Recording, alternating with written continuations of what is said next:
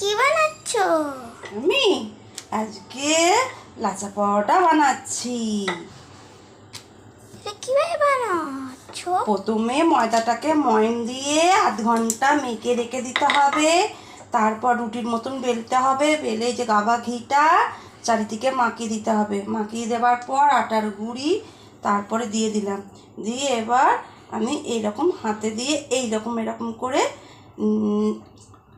শাড়ির ভাঁজের মতন আমি গোটানো হয়ে গেছে।